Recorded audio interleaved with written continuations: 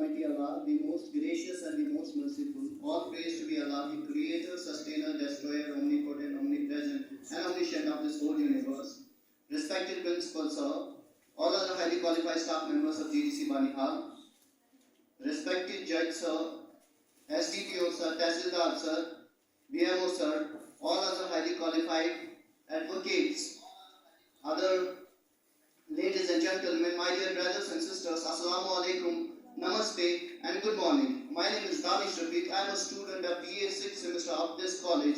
Today I would like to deliver a speech on causes of acid attack. First of all, I would like to start with a couplet. गैरत के नाम पे फकत बेटी की कत्ल क्यों? गैरत के नाम पे फकत बेटी की कत्ल क्यों? मारा हो बाप ने कोई बेटा तो मिसाल दो. According to National Crime Reports Bureau, around 85% survivors of acid attacks are females, and around 75% of acid attackers are those persons who are associates of those who are victims. So what I mean to say is that it is a gender-based violence. Acid attack is a gender-based violence, and the first thing that strikes to my mind is dowry system. The dowry system that we have during ancient times, it was not a problem at all, because it was offered by the parents of bride to her in-laws according to the affordability of the father. But it became a problem when it became a custom, when the parents of bride cannot afford the amount of which the bride's in-laws want, and when it is not up to the expectations, and when they demand, there happens many physical and mental torture, and finally they attack her by acid.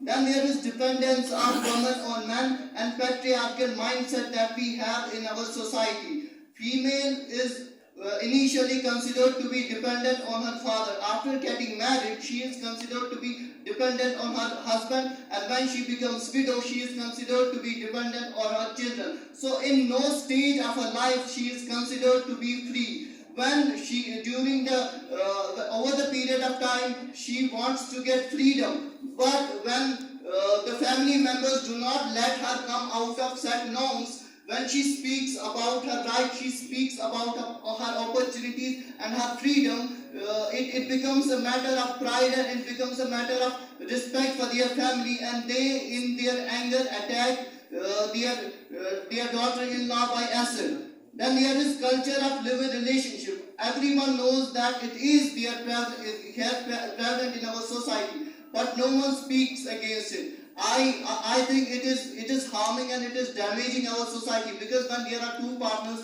they part their ways, and there is always a strong reaction from a male person, and a male person reacts in the form of acid attacks. Then there is definition of beauty of woman.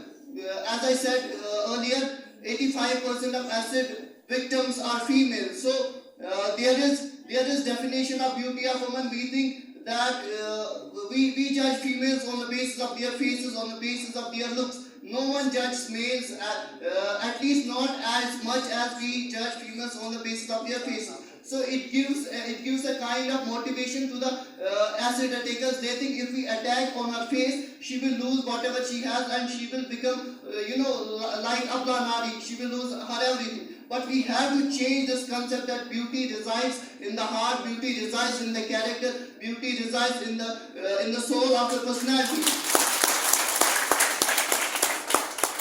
And then there is lack of education and awareness. Because I know what is their punishment of murder, what is punishment of terrorist activities. So I fear punishment, and I will not even think about such things. But those who are illiterates, those who are acid attackers, they do not know about laws. We have the lengthiest constitution, the longest and the largest constitution of the world. But the problem is that awareness is not that much we should have in there. So it always motivates, it does not frighten the criminals. If we spread more awareness, they will get to know about the punishments, and I believe they will not commit these kinds of crimes like acid attacks. Then there is modern advancement. Modern advancement and modern development has psychologically changed the mindset of criminals as well. I will give you an example. If there are teachers, there are lawyers, there are advocates, there are administrators, students, shopkeepers, drivers, they, with the passage of time, rely on modern techniques. They want to adopt efficient methods to increase their productivity. These people are positively contributed in the development of our nation.